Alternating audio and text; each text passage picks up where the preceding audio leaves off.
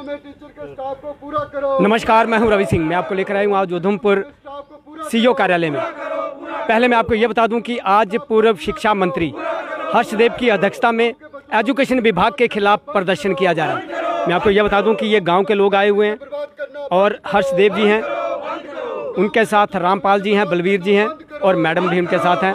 कहीं ना कहीं देखें तो स्कूलों में स्टाफ की कमी को लेकर कई बार धरने प्रदर्शन पहले भी किए गए हैं, लेकिन लगता है कि एजुकेशन विभाग की अभी तक आंखें नहीं खुली हैं। अभी भी कुछ ऐसे स्कूल हैं गांव में जिनमें स्टाफ की भारी कमी नज़र आती है। लेकिन मैं आज बात करना चाहूँगा हर्षदेव जी से कि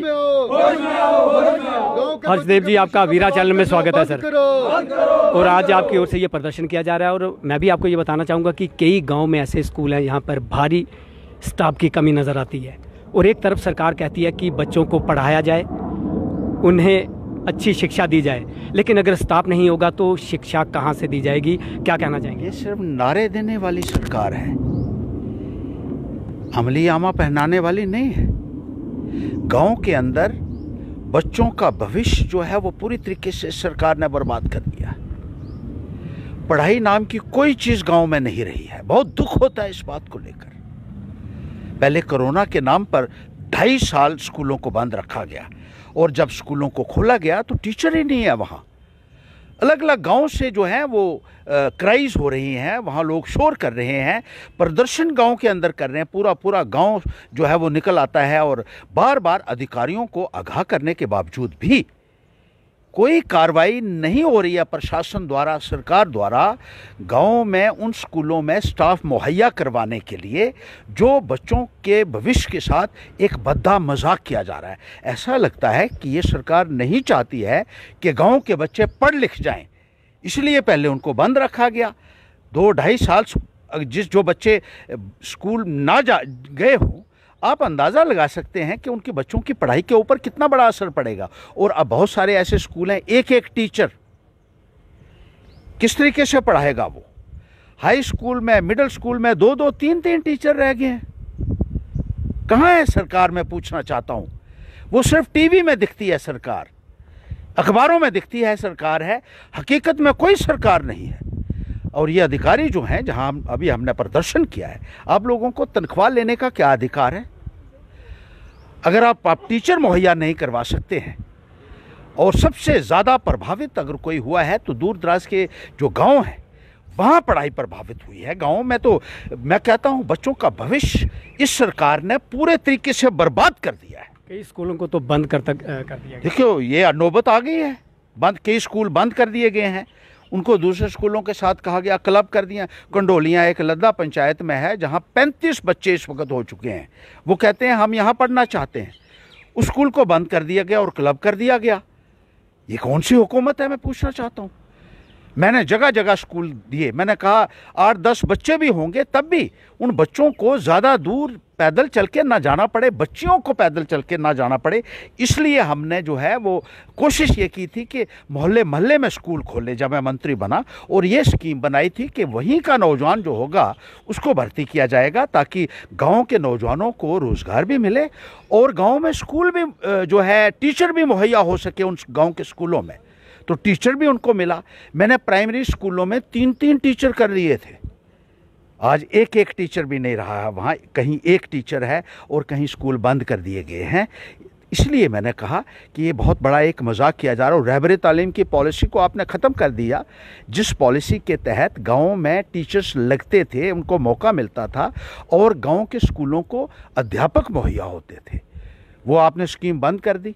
और ऊपर से ये सरकार ये फैसला करती है कि 10 सालों तक आप टीचर ही भर्ती नहीं करेंगे। बड़ा अजीबोगरीब फैसला है कि 10 साल अगर टीचर भर्ती नहीं होंगे तो आप अंदाज़ा लगा सकते हैं कि पढ़ाई का क्या होगा, बच्चों के भविष्य का क्या होगा। जहां टीचर्स भर्ती करने के ऊपर जिस हुकूमत में पाबंदियां लगती हों, और हम एजुकेशन को कहते हैं कि ये सबसे अहम महकमा है जो भविष्य बनाता है, बच्चों का भविष्य बनाता है, देश का भविष्य बनाता है, समाज में एक बेहतरी लाता है।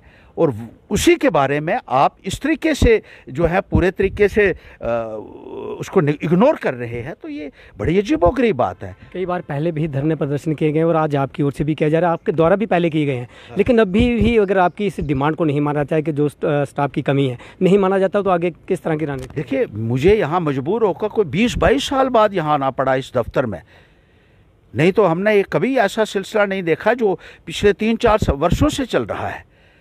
एक फ़ोन के ऊपर सारा होता था। ये ऐसी निकम्मी हुकूमत आई है और ऐसा प्रशासन है, ऐसा निकम्मा प्रशासन है कि इन्होंने लोगों की बर्बादी कर दी है और मजबूर होकर लोगों को सड़कों के ऊपर निकलना पड़ रहा है। मैंने लोगों का ये परेशानी जब देखी तो मैंने कहा मैं खुद जाऊंगा और जवाबदेह बनाऊंगा इनको, इन अधिकारियों को जिनकी ये जिम्मेदारी बनती है कि ये टीचर स्कूलों में पर्याप्त मात्रा में मुहैया करवाएं और बच्चों की पढ़ाई जो है उसके साथ किसी भी किस्म का कंप्रोमाइज़ नहीं किया जा सकता है। हर्षदेव जी, एक हटके सवाल पूछना चाहूँगा कि आज आपके सर पर वो टोपी नहीं नज़र आ रही है, क्या कारण है?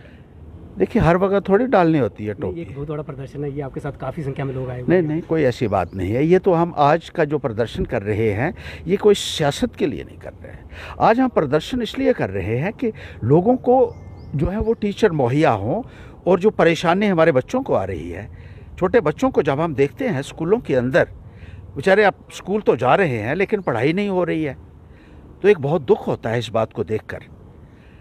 और गाँव की पढ़ाई के लिए अपने वक्त में जो हमने जो पॉलिसीज़ बनाई थी, एक एक करके उस पॉलिसी को ख़त्म किया जा रहा है। इस बात को देखकर भी दुख होता है कि स्कूलों को भी बंद किया जा रहा है, अध्यापकों की भर्ती भी बंद की जा रही है, रहबर तालीम स्कीम आपने ख़त्म कर दी और एक मजाक आप जो कर रहे हैं जिस तरीके से, ये बहुत निंदनीय है। आपने देखा कि ये थे पूर्व शिक्षा मंत्री हर्षदेव सिंह जी। पहले मैं आपको ये बता दूं, कहना चाहूँगा जो यहाँ खास तौर पर मैं जिक्र करना चाहूँगा कि अब यहाँ जो लोग आए हुए हैं, जैसे ये हाई सेकेंडरी स्कूल धनास की जो मैं बात करूँ, 15 पोस्ट खाली है वहाँ। किस तरीके से वो हाई सेकेंडरी स्कूल चलेगा, मुझे ये बताए, कोई समझाए। 15 पोस्ट जिस स्कूल में, एक स्कूल में खाली हो। इसी तरीके से हाई स्कूल परला चप्पड़ है जहाँ 7 पोस्टें खाली। इसी तरीके से बसंतगढ़ में सब लोगों को सड़कों के ऊपर उतरना पड़ा, वहाँ भी 15 के करीब पोस्टें खाली हैं एक स्कूल में। रायचक में पोस्टें खाली हैं। प्राइमरी स्कूल में एक मास्टर रह गया है। मिडिल स्कूल पटनगढ़ के लोग जो हैं वो अक्सर प्रदर्शन करते रहते हैं, वहाँ कोई पूछने वाला नहीं है। बहुत सारे ऐसे स्कूल हैं जहाँ स्टाफ जो है वो नाम मात्र का रह गया है। सिर्फ वहाँ एक तख्ते लगा देने से कि ये हाई स्कूल बन गया है या हाई सेकेंडरी स्कूल बन गया, गढ़ सामना बंच है, वहाँ स्टाफ दिया ही नहीं है इन लोगों ने। जब हम बाहर हो गए तो वो स्कूल जो है वो वैसा का वैसा जो है वो छोड़ दिया है। किस किस स्कूल का आप नाम लेंगे? हर जगह ऐसी शिकायतें जो है वो देखने को मिल रही हैं। और प्राइमरी स्कूलों को तो आपने कबाड़ा कर दिया मुकम्मल तरीके से। 3 टीचर किए थे मैंने, 3rd टीचर पॉलिसी शुरू की थी और वायद एक मिनिस्टर था मैं हिंदुस्तान में जिसने कहा 3 टीचर होने चाहिए प्राइमरी स्कूल में भी, और हर प्राइमरी स्कूल में मैंने 3 टीचर दिए और 10,000 टीचर खास तौर पर इसके लिए भर्ती किए थे कि तीसरा टीचर भी जो है वो प्राइमरी स्कूलों में मुहैया किया जा सके। आज हाई स्कूलों में भी 3 नहीं छोड़ रहे हैं आप, तो क्या होगा पढ़ाई का? ये एक बहुत बड़ा प्रश्न है। आपने देखा कि ये थे पूर्व शिक्षा मंत्री हर्षदेव सिंह जी। पहले मैं आपको ये बता दूं कि जब ये शिक्षा मंत्री थे तो कई स्कूल खोले गए थे, रहबर तालीम पॉलिसी इनकी ओर से लाई गई थी और कई टीचरों को भर्ती भी किया गया था। लेकिन अगर आज की बात करें, तो आज की सरकार की बात करें, तो कई स्कूलों को बंद किया जा रहा है। स्टाफ की भारी कमी नज़र आ रही है। कहीं ना कहीं देखें तो लोग भी परेशान हैं और बच्चों का जो भविष्य था वो खतरे में नज़र आ रहा है। कैमरामैन अजय के साथ रवि सिंह, वीरा चैनल, उधमपुर।